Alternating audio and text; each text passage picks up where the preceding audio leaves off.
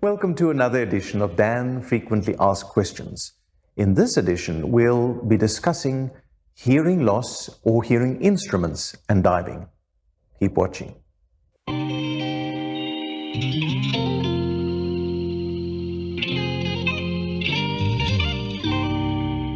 We got an inquiry from divers who were from South Africa diving in Thailand, and the lady was asking about her boyfriend's fitness to dive, seeing that he was wearing hearing instruments, or hearing aids as they're commonly referred to, and whether or not this would present any problems with diving.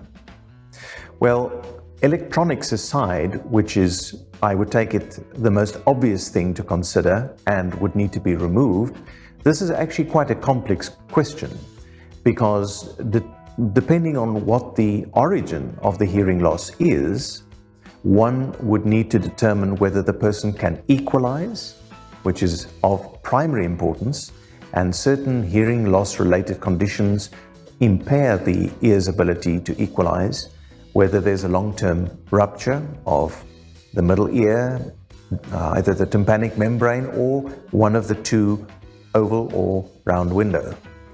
And one needs to determine whether the person's level of hearing is adequate for diving safety, both above the water and in the water.